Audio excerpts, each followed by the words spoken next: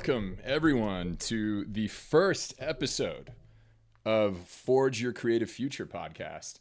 I'm your host, Rob Federick, and I've got a really special guest with me today, man. It's good to have you on here, Dan. So we have Dan Cukar, guys. He's a old high school buddy of mine, but I'm going to let him introduce himself because he's a man of many talents, very talented soccer player. But you know, you've accomplished a lot, man, in the life that you've led, man. So I want to get more about you, but like, go ahead and introduce yourself, man. Just pleasure to have you. Cheers, man. Of course, yeah, cheers. So, Dan Cukar. Played soccer pretty much my whole life. Played in Europe. Came back here. Wasn't sure really what to do once I kind of quit soccer, and got into coaching with a company, and really liked it. I think it was something that I could definitely pursue. Jumped, I guess you can say. Started my own thing, and just kind of was obsessed. And kept growing and kind of branched off into different parts of the whole sports, I guess, the whole sports culture, from not only soccer but all sports, especially with like little kids, and just kept doing that. And now we're on year 12. I think we're year 12 now, and it's like I said, it's just been growing, and that's kind of where I am at now. So it was going to be soccer, but then like I said, I kind of branched off into multiple things. Yeah, dude. I mean, I know we go back, right? It's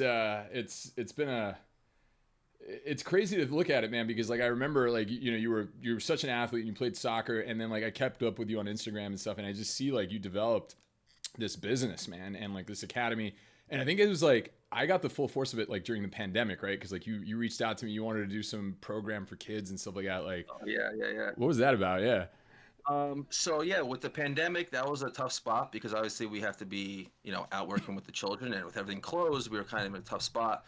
So I had the idea of doing everything through Zoom and doing kind of like a monthly subscription kind of thing. I set up a whole green room in my house, and I think I reached out to you. I reached out to a bunch of people. I'm like, how do I set up the whole thing, the audio, and it was a good idea, I thought, and we had a couple subscribers.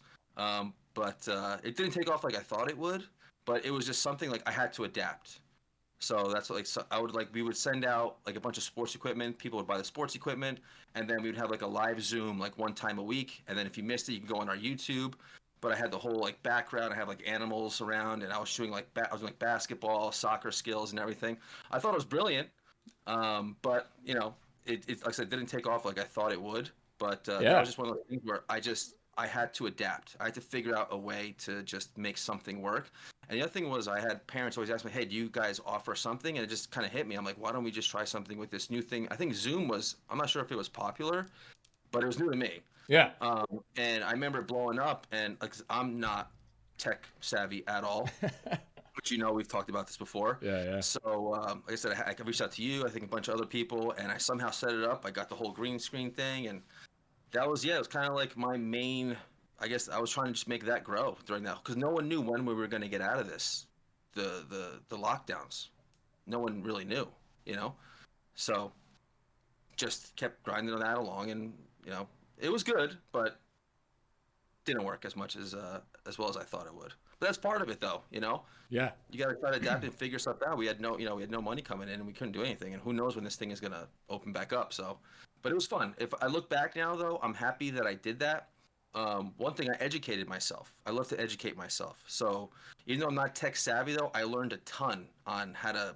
I have all the equipment still. So if we ever do go back to that one day, we'll certainly be ready to have a better idea of how it works and how to do all that stuff. So yeah, anything, it was a good experience, I can say. Dude, no, it was crazy because I feel like that was like the first glimpse I got into like your entrepreneurship, man. Because like I remember like you reached out of the blue, and like I know we had kind of stayed in touch a little bit, and you'd asked about stuff and film, but like that was like the first glimpse I got of you like actually like doing your thing, and I was like, oh shit, like I actually started like getting more curious, and I like the idea that you have this business, and I want to know how you started it all, but like that you also just branch off into like so many creative angles. Like it's always like it feels like you're always bouncing around with like a ton of ideas. Never turns off, man. I don't know if it's a good or bad thing. It never turns off. Yeah, Yeah, that was. Now that I look back, I'm pretty happy I did that. But yeah, the entrepreneur, I think, yeah, it's always been in me. Even when we were in high school, we would have our guidance counselor. So what do you want to be when you grow up? I never Right. had an answer. I didn't know. I wasn't good in school. I wasn't great in school. Didn't really care. Like, do I really need to learn this? That was always in my head, you know. And they would say, "What do you want to be?" I'm like, "Oh, I guess a soccer player. I don't know anything else, Right. you know." And it just, I guess back then, like, do we even know what the word entrepreneur meant? I didn't even heard of that word, right? Yeah. Back in high school. Yeah. We were always taught to, like, follow the rules, go to school, go to college, get a degree. This is what you do, and that's how it's done. And I was never all about. I never liked that. That kind of scared me. I don't want to be caught in that rat race. Yeah. And like I said, I didn't know what the word entrepreneur was, but I knew in my head I wanted to do something that was unique, something that I really loved, and and that's kind of where I'm at now. Is I'm really doing something that I love, and I think to be an entrepreneur, I really, well, one, you have to be a little bit of a psycho. I always say you can't be normal, because you're risking so much, Yeah. and you're all in. Like, you're saying no to a 9 to 5 to work like 100 hours a week. Like, that's what you're saying no, and for a good amount of time, you're not getting paid. Right. I worked for years. I pretty much worked for free. I Right. really did. I And that, found ways to make ends meet, and that's the risk, that's the gamble, but the yeah. payoff could be huge. Yeah, but isn't that like the whole point? It's like it's a lot of risk, right? But like there's so much reward if you just like stick to it. And I'm sure I want to talk to you about self-discipline and stuff like that, because I feel like a lot of that has to play. There's so many things that I'm sure go into like all the things that like you've done and created, but more so it's like let's go back, right? Like tell me, how did you get started with the idea of PESA? Like after you were like, all right, I'm just working for free and I'm gonna do, like I'm just gonna create an academy and like aim it. Like where did you start? Like what did you want to like figure out once you started creating the business? All right, well, yeah, I'll back up a little bit more. So Yeah. like I said, I was working for a company, Yeah. and I started to realize that there was a demand for me as the coach, Okay. and it was happening more and more. Everyone was requesting Coach Dan. So I was like, all right, if that's the case, maybe I can kind of branch off on my own and see if I can kind of, I guess, take the whole piece of the pie rather than a small portion working for someone else. Right. And the person I was working for was fantastic. It was a great guy, and he kind of felt like, I think he got the vibe that I do want to do my own thing, because I really started to realize, like, this is what I love. Yeah. I love working with children. I'm so comfortable with children. I'm not comfortable in office settings. I've tried everything. I didn't like it. So he gave me, actually, he was, like I said, he really supported me, where he let me run my first camp. Hmm. I think it was 2011 or 12, and didn't know what I was doing. Just jumped in, like, with insurance and setting all the renting. I knew nothing. Damn. And he let me, like, with his players, he let me run my own camp, and had like 20 kids come, so not a bad turnout. But I loved it. I loved the whole idea of just setting up a curriculum, being responsible. Yeah. I just became obsessed with the whole process of it, and slowly but surely, I got on a few, like, private training clients, I guess you can say. I started off actually as private training. It was DC Soccer. That's what I called it. Wow. I hate that name. I don't think it, DC, obviously Dan Cukar. Yeah. Right? Yeah. Yeah. Yeah. I was training. I was training a few kids. I just charged like $20, $30 maybe. I just wanted to get this thing on. I loved it so much. I'm like, I'll do this for free. And that was like if I'm willing to do this for free, this is my thing. This is what I'm obsessed with. So anyway, so I slowly started telling him, hey, I kind of want to do my own thing, and then I quit. He offered me 5% of his company to not quit, Really. which was a good amount of money. And I said, no, I'm going to start my own thing. And that was with one camp under my belt. Shit. And training kids privately. 4 kids I was training privately. So I was making $100 a month. Oh wow. And that's when I quit. I figured if I'm not going to do it now, I'm never going to do it. So I just jumped, I guess you can say. I burned my boats. That's one big phrase that I love, burn your boats. So either you drown or you get to land. That's one big quote that really pushed me through. So, went to like LegalZoom or something, just got the LLC rolling. And I was making like $100. I was making $100 for a while. Wow. And then just word of mouth, got a little bigger, got like one team, and I just kept going. Like I said, I didn't pay myself for a very long time, because there was just, you have overhead, all that kind of stuff. And then I brought people on board, and again, one mistake that I did, I learned this later, is one thing you always have to do is pay yourself first. And I never did that. I just care so much about the business, and I care so much about the people who were trusting me to work with me, that I would pay them, I would take care of the business, and what was left was pennies. And you have to be able to flip that, and you really have to pay yourself first. And I think the more I educate myself on this stuff, that's a normal thing that happens to a lot of people, is that they forget to pay themselves because they're so obsessed with the process and everything that that's one thing that I wish I did a little differently, but again, I learned. But isn't there like, because I mean, I get the idea of like paying yourself, right? And like really like sort of you got to take care of yourself, obviously, right? It's like the oxygen mask thing. It's like you got to help yourself before you help others. But I think that like from what I've heard, and I wanted to get your take on this, like because you're successful now, right? And so I look at it more like, doesn't that emphasis that you like really put into the business and the people that you were curating into that business, like taking care of them first, doesn't that just like make that more successful? Like I feel like you put more labor of love into it, and therefore it grew into something that was much more special, that wasn't just about sustaining yourself. I don't know if that makes sense or not, but No, yeah, absolutely. I was obsessed with, like I said, with the business. We actually have. I'll even show you from a laugh. yeah. We have this is our baby in our office. It's so great. So we treat the business. We have PESA kids and PESA, Right. and this thing just hangs around our office. And I'm a big visual person. If you can see behind me too, I have a map of the whole New Jersey. I have to see things. Yeah. So we have these at our meetings, and it just like that's literally how I feel. I treat it like a child, and like I said, I was feeding the child before I was feeding myself. Yeah. A lot of times, and there was things involved with feeding the child, and like I said, at the end of the day, I'm like, I'm a little hungry here, but it just showed like I was so you have to be obsessed, and that was my thing. Maybe a little too much, but is that a bad thing? Like I said, I don't think so, because I wouldn't be where I am today if I didn't. I think if I didn't go that route, probably. Yeah, I mean, I relate to that myself in the sense of like, you know, I knew I wanted to be a filmmaker since I was a kid, right? I mean, like even when you knew me in high school, like I was just walking around. One thing that I always respected with you, man, I still remember your movie that you showed. I think it was in theology class, and I see that's like a trigger in my head. Like I don't remember too much from high school. Yeah. But I remember you being a film person and you showing your video to our class. Yeah. And I always thought like, wow, you built that from nothing.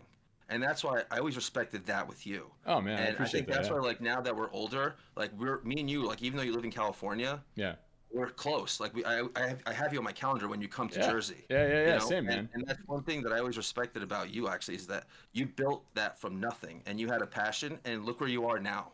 Like you're doing your thing now, and it's not easy to do. So I understand everything that you know, it takes a lot of risk to just do it and go for your passion and be obsessed. And in the beginning, I'm not sure if you got paid at all there, but like you probably did a lot of things that for almost no money because you're just so obsessed with the whole.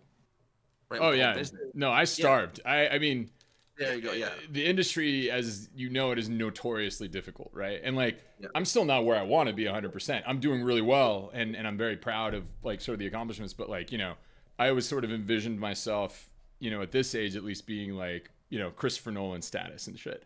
But the reality, I think, is like, and I relate to you in that 100%, is that like I took a leap just because that's what I loved. I mean, I didn't obviously like.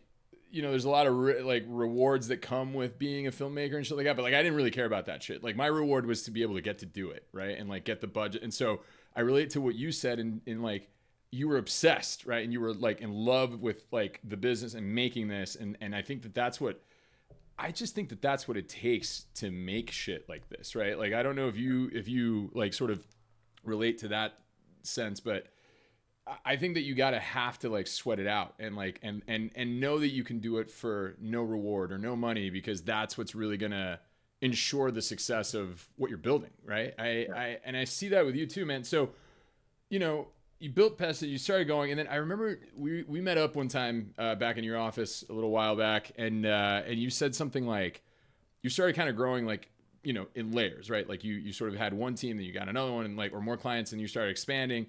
And you told me one thing that I never will forget, where you said, I look at life like a game. I want to win the game of life, right? Like, tell me a little bit more about it, because like I think that we were vibing off of that conversation, but I think it's important for people to listen to that because it's really special. Yeah, that's kind of how that's kind of how I see it. Is I'm a competitive person. I hate to lose, and it could be something even like ping pong or miniature golf. I'm just a competitive person, so I kind of channel that into building the business. And if I kind of like, I see it like a game, and we have goals, and like just like a regular game, you have goals. You want to try to get there, and if you don't get there, you're mad at yourself. How can I get better to make sure that I beat it? And that's kind of how I kind of pursue this thing. Is like I said, like I treat this like a game, and I refuse to lose the game. Yeah. And if I come to an obstacle, let's put into perspective like a video game, like back in our day, whatever, PlayStation, Yeah. Yeah. and you couldn't beat a board. And I remember being, or so they say maps now, I think, not board now, it's maps apparently. Oh, really? Uh, I didn't. Yeah. I don't even know. That's what I heard. Yeah. But and I would get so frustrated. You got to beat it. You figure out a way to solve the problem. Yeah. I have to beat it, and that's just like this business. I come across obstacles all the time. I'm putting out fires. I just have to beat it. I always tell my guys, we come to a spot. I will find the answer, and that's how I see it as a game. Like this is a game. I'm gonna find the answer, and we will move on. So here we're stuck. I'm gonna find it, and we're gonna go up. And that's kind of how I. And it kind of makes you less, I guess, gives you less anxiety when you see it like that way. Don't treat everything like it's life or death. When you say game, it's also you kind of takes away the anxiety of it. Like I'm Yeah. gonna play this game, and I'm gonna crush this game. You Yeah. know, and it kind of helps with the anxiety part because there's high levels, which I'm sure you can, agree with that. There's a lot of anxiety with this kind of stuff. Being your own boss and having your own business, but put into perspective, like this is a game. Let's just beat the game. Let's beat this board. Let's beat this map, and then we'll get to the next one. Yeah, yeah, I love that mentality, man, because like you Yeah. said, you're right. Like it does take away like sort of like the anxiety and the pressure of taking shit too seriously, right? Because I feel like once you start, like, I guess it's like where you decide to put your focus in, right? Where everybody says like, there's never like any negative or positive energy that dominates, right? It's just kind of is. It's like sort of where like you put your perspective, and I feel like what you're doing there is telling your perspective, like I'm gonna take the edge off and I'm gonna solve the problem and I'm gonna at least enjoy the challenge of it and not Yep. worry too much about. Do you feel like, because obviously this podcast is focused on a lot of like creativity and shit. Do Yeah. you feel like you have to like think very creatively on your feet to manage like it? Because I feel like you're a very creative person, whether you may credit yourself for that as not, man. But how do you approach that? Creative, yes. And again, blessing and a curse, because it's what keeps me up at night is Mhm. thinking of different ways to try something or like do something. It could be anything. Like I said, we have so many branches now that it's just my brain doesn't turn off. Yeah. It's good and bad, but those times at like 2 in the morning, 3 in the morning, Yeah. I'll have an idea and it hits me, and I'll test run it. That's one of the cool things too, is being your own boss and kind of doing your own thing. Is like you have an idea and it hits you at like 2:30 in the morning, and you're like, I don't want to forget that. I put a note on my phone, and then I try to execute it. Let's say like the following week or the following season. Let's see how this works. Just like Oh, the yeah. thing I did with the green screen that I had in my house. Yeah. I'm like, this is a good, and then it just hits me like this is what I'm gonna do, and I bought all the stuff that I needed. So yeah, creativity. I think you definitely need it. There's so much competition, especially around by us, that I think you have to be different. And the way you're different is if you keep doing what everyone else is doing, you're just another, you're just like they are. But by being unique and having these unique ideas Yeah. and being creative, it makes you stand out. And that's one thing, like I really want to stand out in what we do. And that's where, like I said, that creativity comes in. Yeah. I mean, I think also, I think it's really important what you're saying too about like not doing what everybody else is doing. Because at the end of the day, it's like you have a soccer academy, right? Or like you could classify that. It's like saying, I own a pizza shop or something like that. But really, it's what sets you apart from everybody else and your approach to that, right? And I think that's really, really cool. And I loved the idea of you creating all of that, like the stuff that you were trying to do on the pandemic to like adapt, right? And so I think adaptation is another thing. Like, talk to me a little bit about your like self-discipline, because I'm like you, man. Like I'll wake up at 2 a.m. I'm like, I have an idea, I can't sleep, dude, I'm wound up, and then like the next day I'm like, oh, shit, was that great or was that not? Like it's like you kind of start to second guess. I've been there. I've been like, this was a terrible It's idea. a terrible idea, Yeah, right? Yeah. yeah, yeah. But then but there's something about the self-discipline of the follow-through, right? Of like making sure that you're like, well, let me just see it through to the end and see how it works out. Like, do you find yourself more into that space, or do you like, no, I actually like my ideas and I gel through them? You know, I think it's important for people. A lot of people may relate to that feeling. All right, can you ask that question again? I was in deep thought just now. Say that Yeah, again. yeah, no. What I'm saying is like the ideas that you have, right? When you're creative, oftentimes you'll be like, this is a great idea. And then the next day you're like, fuck, terrible idea. But there's sort of a self-disciplinary follow through, right? That you kind of have to like push things to the end and not just like start things and then quit them, right? At least for me, like, I know that I'm like, let me just kind of push this through the end and see, let me like get it at least through the finish line and let me find out if it's worth it or not. Let me not just quit on it right away. Yeah, If it's something, yeah. So I wanted to see like your perspective of that. Yeah. So one thing that I have with me also is that I'm terrified of regret. Wow. I'm Okay. terrified of regret. So if I have an idea and let's say I'm like, maybe I'll go down later. Yeah. I'll be so terrified. Like, what if that was a great idea and I didn't do it? You know, Yeah. and that really, like I said, that's one of those curses and curse and bless. I don't know, is that I have to execute when I have an idea. Yeah. And some will fail, but the ones that are home run, it feels so good.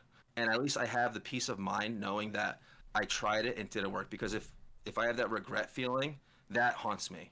Yeah. That haunts me. And I mean, I can't even tell you one that I have now, but it's all the time. I'll have an idea and I'll run with it, and I go, this is not going to work. At least now I know that I tried it. Yeah. So, yeah. I think that's great. I mean, it's really interesting to see like your perspective of it, because like regret, I guess like now people kind of call it FOMO in other ways, but like I think that that's like such a strong motivator. And there's so many people that I talk to that they feel like they have great ideas and they never followed through, and you can feel that looming regret over them, you know, where it's like, I really wanted to be an actor, but you know, I went into accounting and you know, I never really followed through with taking that risk of figuring that out. Or even the simplest things, it's like, I had this idea for a script and you know, it's like, yeah, you know, I think it's a good idea, and like they never decided to write it down. They never decided to take that first step. Like, do you find it difficult, like once you have your ideas, because I know you're kind of like bouncing all over the place, but like what's your process to get things done? Like, do you just go and be like, fuck it, let me just take this risk and go for it? I jump. You jump.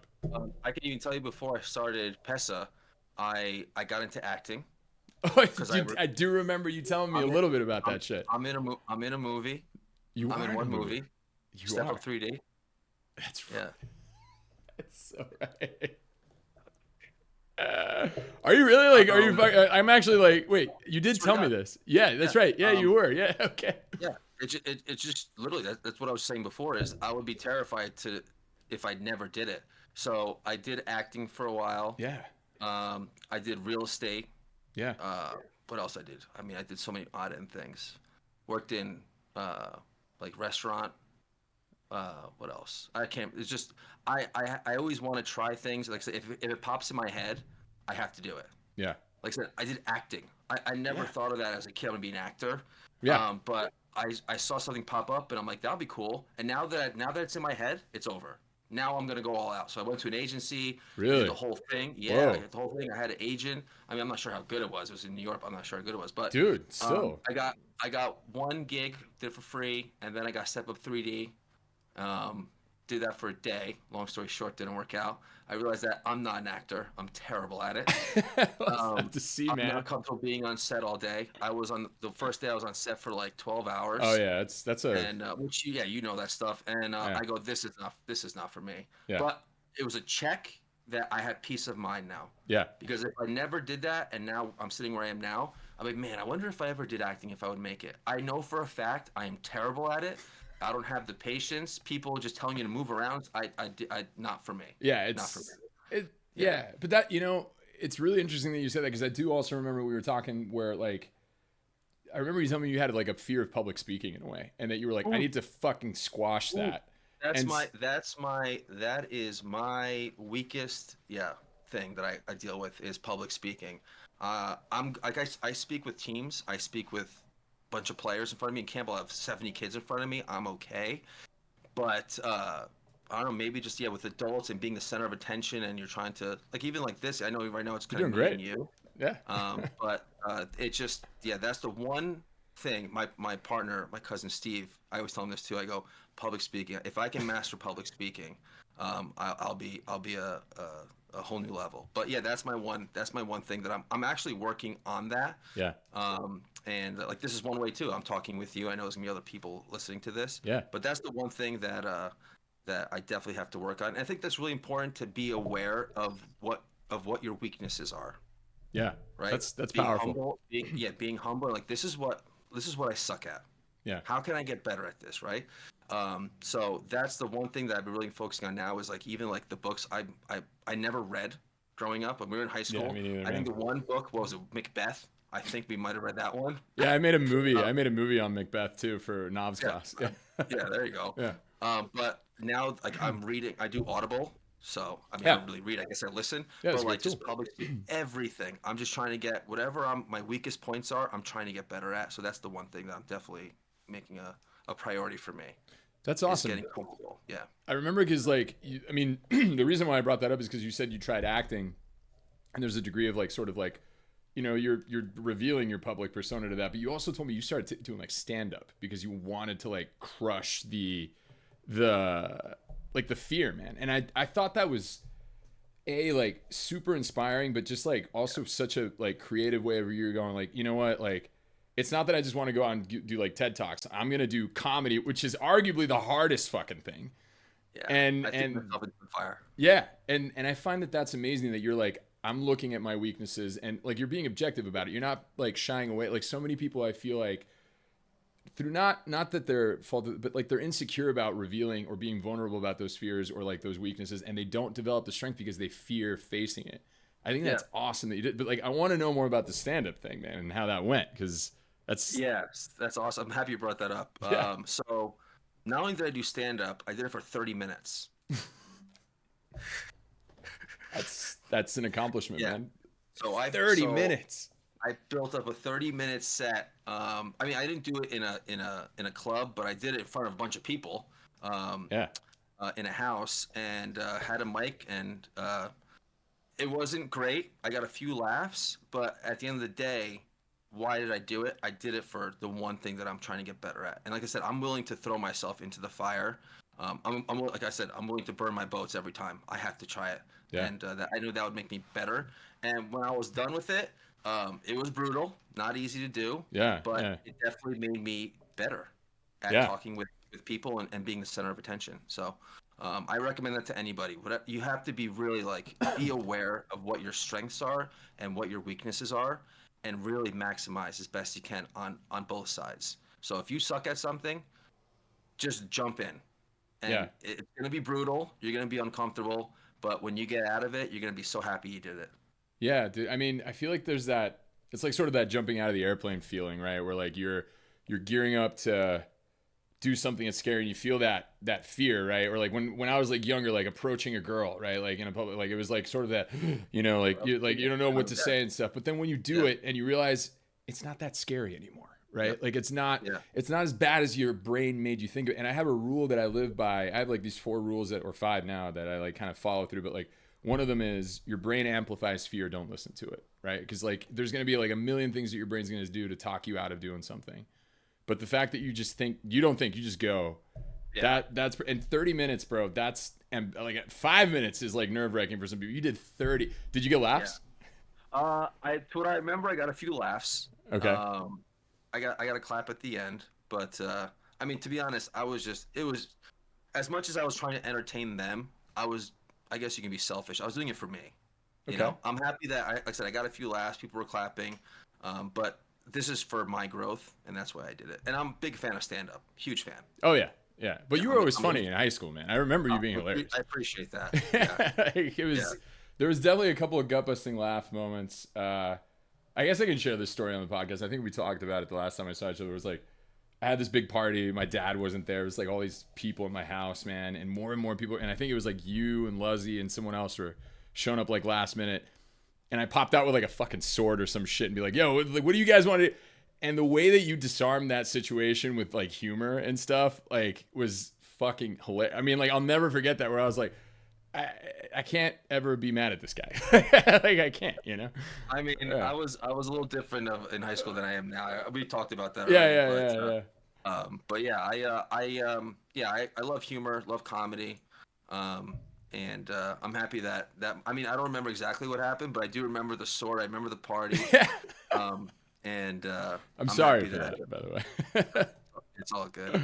But that I made a joke, I made you laugh. That's all I care about. It's No, yeah, perfect. yeah. I mean, but I also think I want to know, like, how did you end up feeling after you did the stand up? Like, did you feel like, yeah, like I can do this now. I like public speaking is less scary now, you know? Or Um, yeah. Yeah, keep in mind, like I said, it is my biggest weakness, and I really struggle with it. So it was a step in the right direction for sure. Yeah. Will I do it again? I think I'm more inclined to do it. Yes, I Cool. think I've gotten a little bit strong with that. But do I see myself doing it as like a career, like once a week? No, Of course. I don't think I can. But it definitely 100%. I am better at that whole thing now than I was before I did it. Yeah. 100%, hundred Yeah. percent. Like if you tell me right now, to be honest, like if you tell me like Dan, do 10 minutes right now, I guarantee I'll be like, all right, I can do ten You minutes. got it. Yeah. Doing 30 again, that was really hard.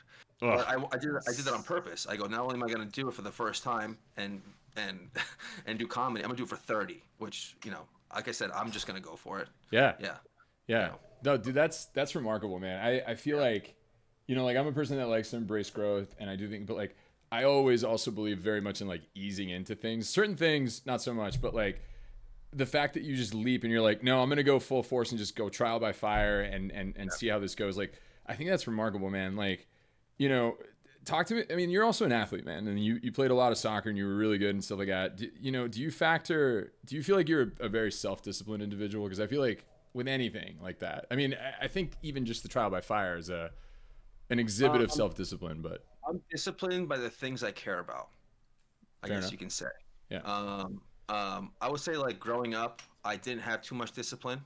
And like I said, I'm definitely not the same person I was Yeah. when I was younger, because I really didn't know what I wanted to be and what I wanted to do. I mean, I love soccer, Yeah. but am I going to be a professional soccer player, go that route? And which I did. I tried. I went to Europe for a while. Yeah. I think once I found my purpose in life, I think that's what I want to tell you.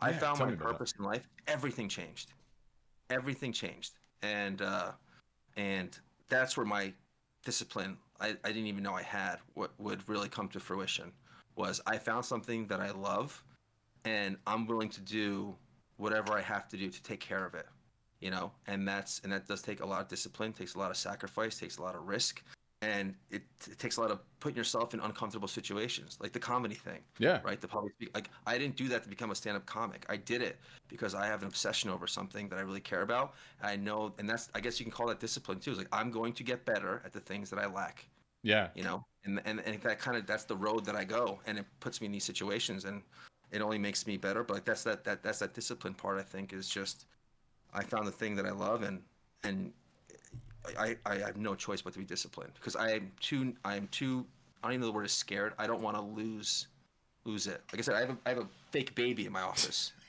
Yeah. Yeah. That's how I see it. So think of it like that. So I have to be disciplined, or it won't last too long. Yeah, yeah, but I think that there's like a correlation there with what you're saying. Like you don't want to live in regret, and it seems like if you really like you have a purpose, you really love something, you don't want anything to hold you back. It seems right. And you're just like, I gotta get this full force, right? And so I'm wondering, like, for people that are listening too, because I know people that oftentimes they really want something, they just struggle with the direction or that discipline or the motivation, for lack of a better term. I hate the word motivation, but like that idea of you're just like, I'm not going to stop at anything, I'm just going to like go for it. Like, where do you think you find that fire from, or did you always have that? No, I didn't have it. No, sorry. Like I said, I had to find something that I was obsessed with. And what I would say is, just do it. Like you said, the Yeah. fear is what stops people, and it builds up in your head to a point where like it's not possible. Just do it. Yeah. I think that's how simple it's that simple. Yeah. You know, um, I don't even know what it is like for you, like writing a script for someone that hasn't done it yet. Just do it. Just Yeah. start writing. Right. Just start writing. Who cares if it 100%. sucks? Right. Right. Right. When we met up, when you came to the office, Yeah. we were talking about the thing that I want to do with Yeah. like the script, Yeah. right? Yeah. Yeah. And I haven't I forgotten don't know about what it. I'm doing. Yeah, I don't know what I'm doing. I have no idea. But Yeah. I had the idea. You said it's a pretty cool idea. I don't want to say anything about it, but Sure. Sure. you were like, even like you were like, just do it, just start writing. And Yeah. then you gave me some advice on like on things to look up, which I did. Yeah. And I'm still doing it. I'm still writing it out. So it's stuff like it's like my side thing that I do. Yeah. Yeah. Yeah. Like, I never wrote anything like that before, but I'm just gonna do it. I just do it. And Right. now I don't even know. I have like 50, 60 pages of it. Oh shit, dude, You that's know? amazing. Yeah, Yeah, I didn't yeah. realize. Yeah, we have And to clean up on that. yeah. So that's what you. Whenever you come back to Jersey, we talked. I think it was like May. You said you're coming by, right? Yeah. Yeah. Yeah. I'll be up there in May Yeah, for kind sure. of like give you an idea of kind of where I'm at that. But anyway, yeah. So just do it. Yeah. And then once you start, once the ball gets rolling, you'll love what you're doing, and there's your discipline. Like I have to do this. You'll be so mad if you don't. Right. You know. Right. And if you give up on it, you really didn't care that much in the first place. To be honest.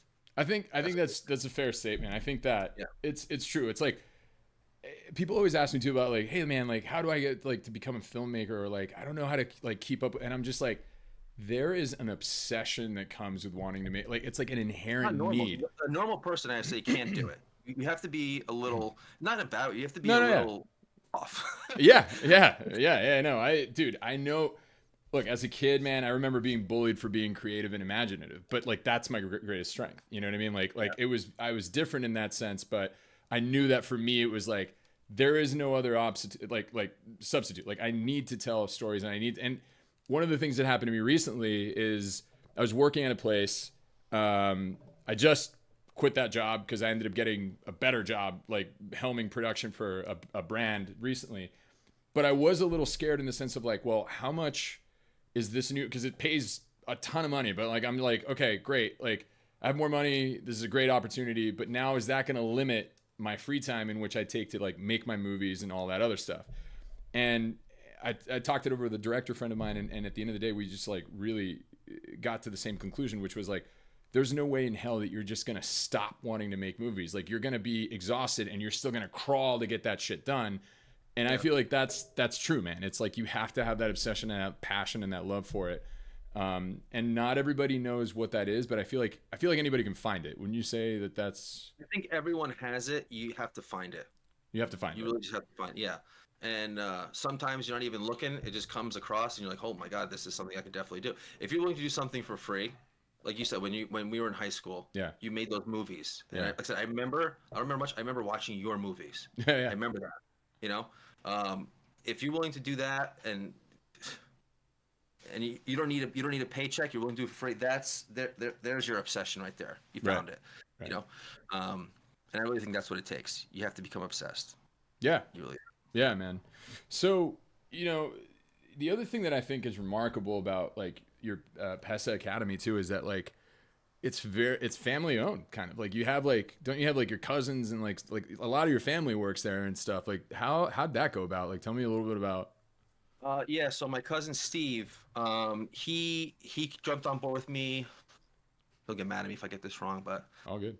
maybe like 6 years ago, he jumped on board because it came to a point where I come to a wall and like I have to solve this, and the way to solve this was bringing someone on board Right. to take care of whatever department it was. Right. And it didn't take much of a sales pitch. He was all in. He loved the idea, and he jumped on board.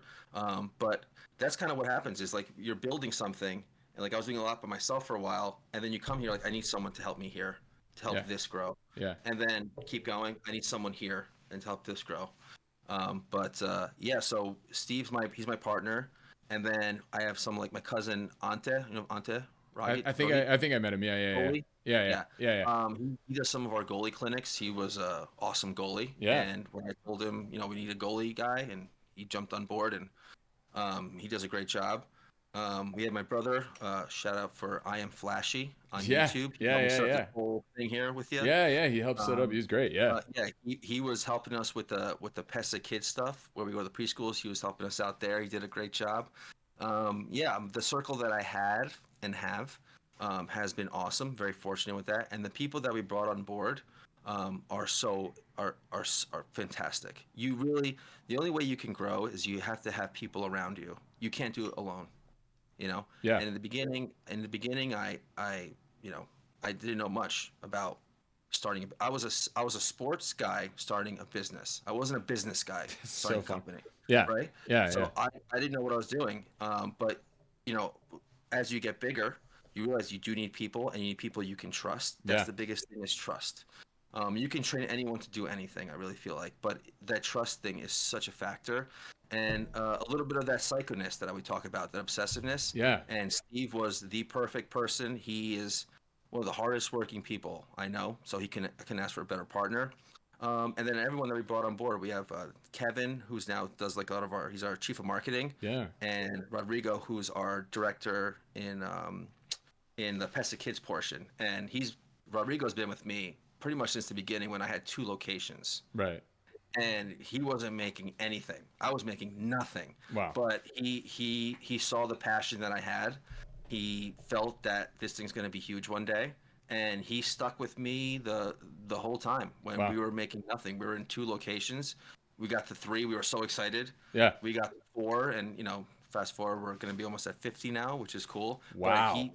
yeah. Yeah. But you got to get the people around you that you can trust and have that same passion that you have, you know. Yeah. And yeah, really, really important to have that. Dude, I think it's also like important to talk about like I think you like listen to Tony Robbins too, because I've always paid attention to that Tony guy. Robbins, yeah. Oh yeah, Huge. yeah. Tony Robbins is incredible, man. I mean, like Yeah. changed my life in a lot of ways. A lot of my thinking about perspective, but one of the things he talks about is that it's not a lack of resource; it's a lack of resourcefulness. Yeah. And it just seems like you have always been a guy that like you're just saying it right now, right? You're like you need to get to a point where you didn't know what to do, you found the right person or the resource to get you there, and then you scaled after that, right? And I think that's like huge, right? Because I look at it also from a filmmaking standpoint or anything creative or anything that you're building where it's like you're not always going to have everything figured out. You're not going to have all the talent. You're not going to have all the resources you need. You have to find and lean people and put that circle in there. You told me that you were like really selective now about like your inner circle and who you associate with. Do you think that has like a factor in like sort of your growth now and where you are, or do you not really care? Yes. Yeah. Yeah. My circle is very small, meaning my social Yeah. private life is very small for good reason. Yeah. I only surround myself with people that I feel like make me better, make me a better person. And on the business side of it, the hiring process, they go through a whole training. They go through a whole training process with us, like about 2-3 weeks. Wow. And it's just feeling them out, Yeah. seeing if they kind of like, hey, this is how we operate here. We have a really good reputation because we have that. We're obsessed, Yeah. and we show them when they come into our office. So the people that we even bring in, they really have to pass and put check marks on all those boxes that we want to work here. So yeah, like I say, even the business circle, we're very close. We even have our own group chat. We try to make it feel like a family Right. because I feel like that's the only way. We're a service company, so we really have to we work with families. So if we're not one, then how are we? We're not really doing what we should be doing, which is having that family feeling and then pushing it out towards our clients, right? Right. So like even like we have our Christmas parties, we have everybody come in, we have a good time, we have music playing. That's the vibe that we have here. We have ping pong table in here and So all that great. stuff. Darts, yeah. And we tell our staff anytime they come in here, we take care. We got food. We did the whole thing, the platters, because we have to show them. And it's true. Like we have to be like a family. When you're working here forever, long you're here. We hire a lot of college kids. It's like, hey, we know you're here for make a few dollars. You're not going to be here for the rest of your life. But Right. when you're here, we really treat it like a family, and we show that. And we feel that's how we show them. Like this is who we are. And if they say, hey, I'm on board, it's great. If not, then Yeah. all good. Yeah. But yeah, very family style, very family oriented in this company. Yeah, even on our website, family owned, family trusted. Yeah. Very Yeah. true. I actually was showing the website on the video right now to the stream to like just people and stuff. And I think that's remarkable too, because it's like what it seems to me. Sorry, excuse me, man. I'm getting over a cold still. It just like a sense of values is important, I think. And like like I just look at it like, do you ever like look back and go like, holy shit, like this is how far we've come? Like, because I look back, it's like, look, high school was a long time ago, but like it just seems like it was yesterday to me. And I look at growth and going like, holy shit, man. I mean, like you are now a guy who operates a business, hires multiple people. You're hiring and like screening people. Like, do you ever look back and go like, holy shit, man? Like how did I get here? This is crazy, Yeah, so that's so funny you asked that because I was talking to Steve about this recently, Yeah. and he's like, "Do you ever get excited?" Because no matter how good the news is, Yeah. like we just got a big client for PESA, Oh, wow. which is awesome, but Can I you don't talk feel about it excited. or not really? No, not not Not not yet. not really yet. Yeah, Okay. but it's exciting news. It was a lot of work, but I always keep kind of Poker a face. straight face. I don't get too excited. I just really try to stay humble, and I have an obsession with. We have a lot of we have a lot of business coming in, but I treat like for example, like one family, Yeah. like they're our only family. That's You amazing. know, so like I say, like 50 locations, but there's one parent. Like the other day, I had one parent in all 50 locations say, "Hey, I'm looking for something for outside of my child's school," and I went on a tear to find programs for her child, and I sent her a bunch of links. Wow. And she's like, "Thank you," and that's something I feel like not a lot of people would do.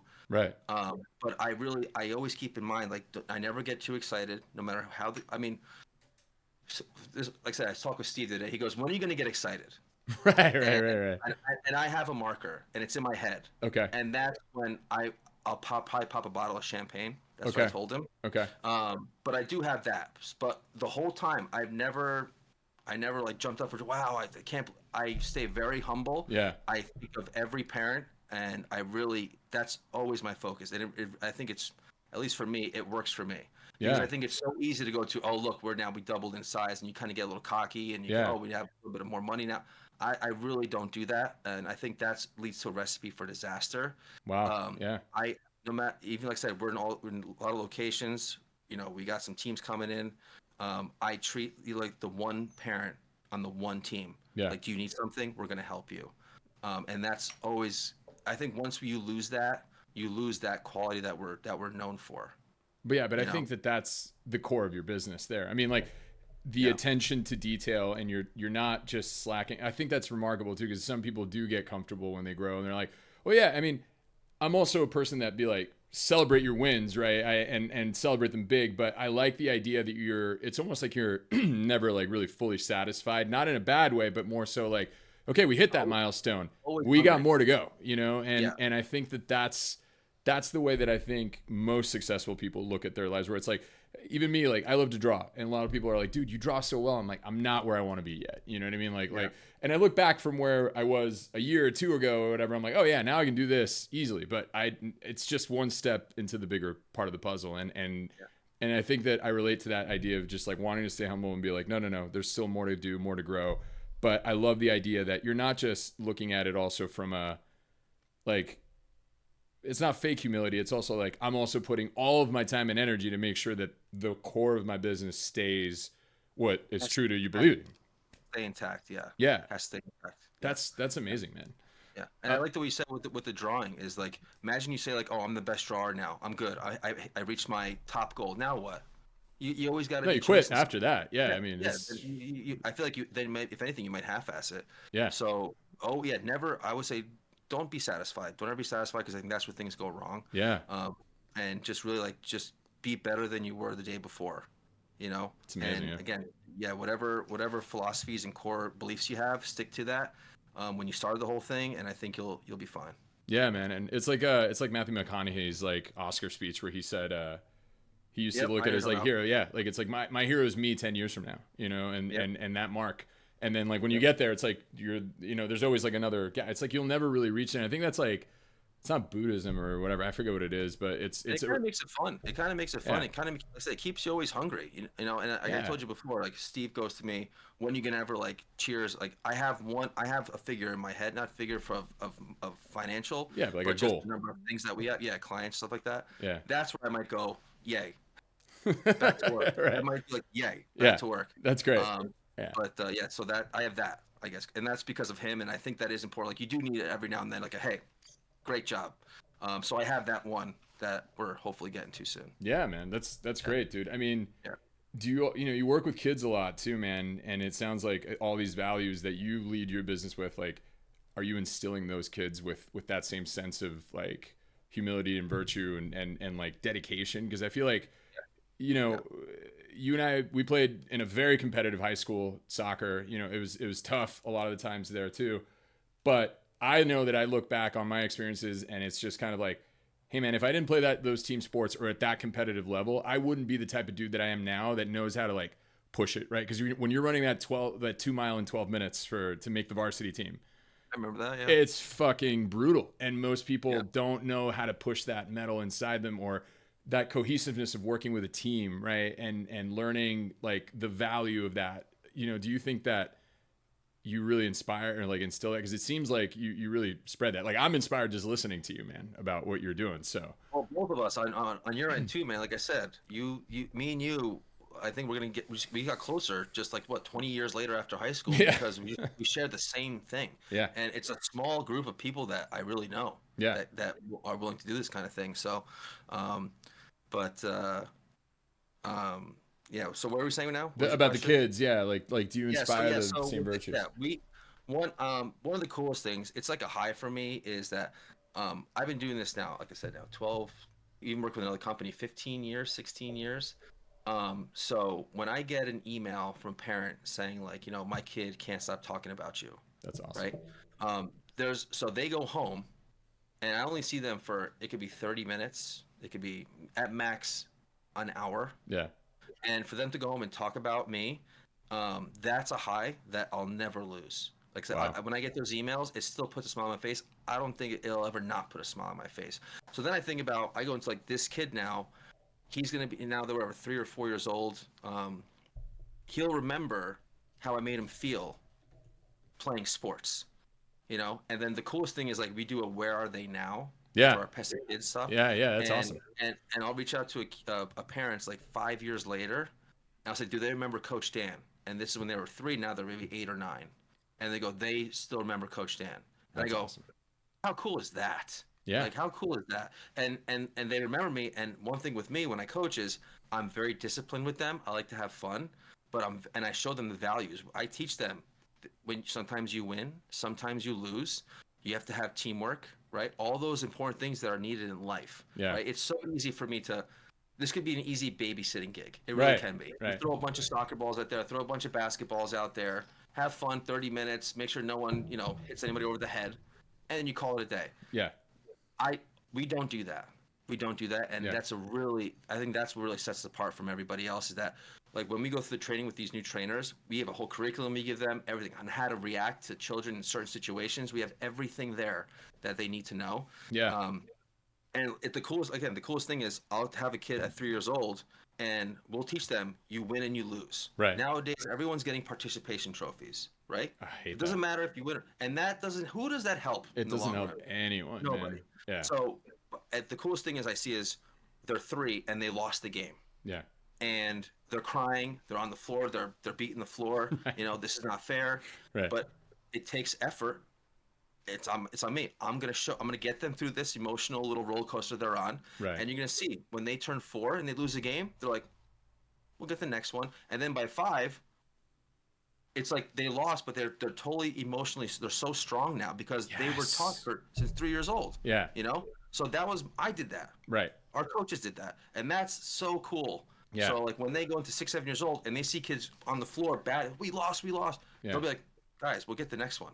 Right. We're gonna have a lot of games. Don't worry about it. Right. And that's what I'm seeing that literally happen Yeah. throughout my coaching life. So that's so cool. Dude. It really is. I mean, there's so many points that I want to cover with that. We don't have too much time, but like, I think, one thing there that is evident is like, that's what you're celebrating. You know what I mean? Like the fact that you're celebrating that, like you think it's cool. I think also it's just, there's 2 things that I always like to live my life by too. Is like, you really get as much as you give. And it seems like you're really focused on giving and instilling value and that is what gives you the fulfillment, right? Of like what you do. It's not the money. It's not like the business. It's not the clout. It's really just like, I get to impact that kid's life for the better. And I think that that's amazing. The other thing too, that I think that you mentioned that's just huge, at least for my part, is participation trophies, man. Like I have debates about this shit all the time where I'm like, we grew up in a competitive era, man. Like, sometimes you didn't make the team, dude, and you had to push yourself more. Now we live in an era where everybody's gotten a participation trophy or a medal, and then they face the real world and they crumble at the first challenge, right? And it seems like now.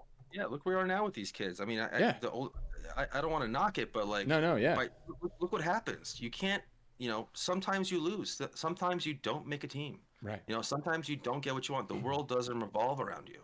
yeah, You know, yeah, and the younger you teach them that, the better off they're going to be in the long run. The yeah, world does not revolve around you. yeah, It doesn't. yeah, And I really think that obviously you want the parents to do that, but as a coach, I think that's also your responsibility. Is like, hey, you're not going to score every time. You're yeah, not going to be in the game the entire time. The yeah, world does not revolve around you. yeah, There's other people involved, yeah. and you're not going to always be happy with the outcome, Dude, right? it's crazy too because obviously you have your parents that are influences, but like I personally look back, like I did martial arts when I was a kid and stuff, and one of my biggest mentors was Larry Platoni, my Taekwondo instructor. Like it wasn't just from my parents. I needed to look for mentorship everywhere else, and the fact that you're providing that is huge. And then I lost the point of the other thing that I was going to say about that, but it'll come back to me. Either way, I just think it's remarkable that like you're instilling that strength. Oh, I remember our high school coach, man, Wally Mueller, tough motherfucker, but a legend, right? And you were on his team, but you knew very much that if you were on that team, you had earned your slot. You had gone through the trial by fire, and like you were not going to be viewed as like just, oh, you've done it, great. Like, okay, no, you're on the team. Now you got to deliver at this level. You know what I mean? And there was always something more to push, and sometimes he was a hard ass, but I look back on it going like, if I didn't have that coach the way that he was, we wouldn't have been the team that we were, or at least that Morse Catholic did, when we were there. So I don't know, man. I wonder if like, I'm curious to see what this generation of kids and how they're going to grow up after going into your academy, because I feel like it's nothing but good things, man. I'm looking forward to it. I mean, we have kids now that we started coaching them at 7, and now they're in college. Yeah. And we still keep in touch with them, which just shows you like we're just we don't see this. Yeah. We have a group chat with them. And like I said, seven and a half. I think I started with them, and now they're 20. They're 19 and 20. Wow. And me and Steve have a group chat with them, and every now and then we check in on them. But that just shows you like that's what we are. Yeah. And if I really think you have to have that, like you really have to care. You have to care, and that's the only way I think you can really succeed. Especially, like I said, in a service industry, like we're just coaches, and like I said, I can just throw soccer balls out there. Yeah. A lot of companies do that. One, I don't think there's fulfillment there. Yeah. Right. And that's kind of like my high. Like my high is not financials. It's really not. Mm-hmm. Like I can't tell you. Like I don't even. We have an accountant. I go, "Are we good?" She goes, "You're good." I swear to God. Yeah, That's it. If she watches this, she'll laugh. She goes, "Are we good? We're good. Okay." I just care about the product, the service, and the impact that we make. That's amazing, my man. focus is. Yeah. Yeah. So. No, dude, that's remarkable. I mean, is there anything else that we haven't covered that you want to mention about PESA or your own growth? Because like I could talk to you about this for hours. I know we're at a 3-hour time difference too. You can go down a rabbit hole for hours. Oh, probably. Yeah. I mean, when you come to Jersey, we're gonna hang out. It'll be a good hang. Yeah, for sure. And you'll have to come back to the podcast too, man, just to fill in more. But yeah, absolutely. I mean, not much to say. I mean, we have two. I guess you can say two branches. We have a PESA side, jacket that I'm wearing now. We have the PESA Kids side. We recently changed to Physical Education and Sports Academy. It was soccer, but since we do a variety of sports, we officially changed the name about like 2 months ago. But we work, like I said, with preschools, all kinds of schools throughout New Jersey. We just got into one in Connecticut, which is cool. So we're expanding that way. Yeah. So we're North Jersey. Like Middle Jersey, New York, and like I said, now looking into Connecticut, which is cool. Soccer side, we coach. We're a training company. We work with a bunch of like town stuff, primarily out of East Hanover right now. And then we have like a small club side that we do, but like I said, our main focus is just being a training company for towns in the area. And then the PESA Kids side, like I said, we work with different schools, teaching them all kinds of sports. I saw that you also are fighting pediatric cancer on your website, dude. That's remarkable too, that you're helping with that. Yeah, so yeah, I had a sister that passed away when I was a kid. Oh man, I'm sorry to hear She that. was she was 5 when I Wow. was maybe 5. I was 6 or 7. And that's something you never forget. Yeah. So one thing I always told myself, I was like, if I could put myself in a situation where I can contribute some way and give back to what she went through, what our family went through, Yeah. I mean, that's just another high that you can't explain unless you Wow. really go through it. So yeah, we've raised now, I think, a little under $10,000, Wow. That's amazing. Yeah. which is pretty awesome. We're working with the company Infinite Love for Kids Fighting Cancer, and Yeah. this lady is uh, an amazing human being who pretty much dedicated her life. Her daughter went through it. Mhm. Thankfully, she survived, Wow. but she started this nonprofit, and she is just a great human being, and couldn't ask for a better person to be helping us out with that. But yeah, we're raising money, which is awesome, and it's going towards pediatric cancer. Hmm. A lot of companies, I'm not going to name names, but they'll say it's going to pediatric cancer and it doesn't. Right. Right. Other things, Wow. unfortunately, That that's the world sucks. we live in. But with her, all the money goes directly to pediatric cancer. Wow. Wow. Yeah, so my sister's name lives on, Dude, helping other families. Yeah, I didn't know that about you, and that's yeah, like wow. Like it's really humbling to just see, Dan, like everything that you've done, bro. Like just in a short amount of time, because like if you really look at it, man, like what is 20 years, and like people look at their lives like sometimes when they're 60 and they're like, dude, I haven't even built what I wanted to build yet, and yeah. you've already come so far, and not just for yourself, but like you've impacted the lives of your family by helping them. You've decided to like help with a cause that was dear to you, but it could help so many other people's lives. You're impacting youth, man. I mean, like, I gotta tell you, dude, like I'm blown away, and this has been like an absolute pleasure, man, to like talk to you and hear about it. We're definitely gonna have to have you back at some point to talk more about this, man. But Absolutely. yeah, if there's anything last thing, like where can we find you, if people want to shout out, if you want to shout out any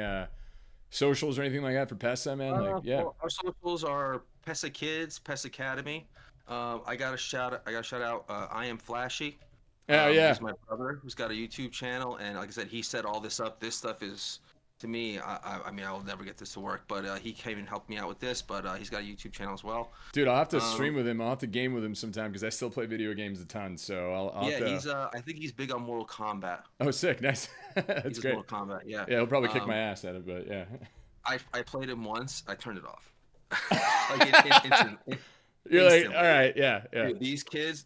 I mean, he's not a kid. yeah, yeah. They're at another level now. Like Oh yeah. when we used to play Mortal Kombat back in the day. I mean, you had the classic controller, Right, but now right. it's just something else. Oh, and the combos and shit. But Yeah, no, it's too much. yeah, Man. but Too much to figure this no. out. Other than that, that's it. I hope if anyone wants to start their own business or start their own side hustle, I hope that this helped them a little bit. And like I said, with you, same thing for you, man. You went to California, and I mean, being a director, like, who? That's insane to do, and you're doing it too. And I mean, I can't say I'm proud of you because, like I said, out of our whole grade, to be honest, like, I think I just talked to you, and you're across the United States. Well, dude, I You appreciate know? that, man. No, Yeah. that's So keep doing what you're doing. I'm a big fan of what you do. same.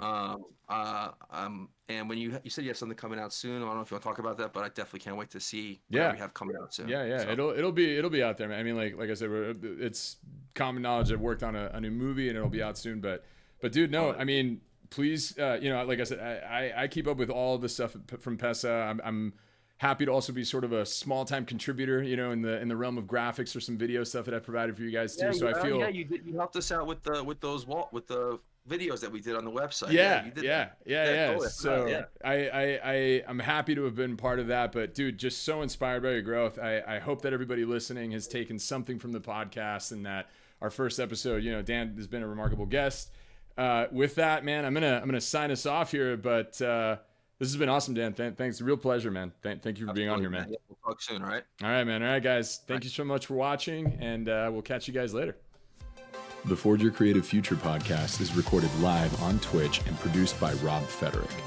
If you'd like to know more about our podcast, feel free to subscribe wherever podcasts are supplied, and or follow our YouTube page at youtube.com/@RobFederick.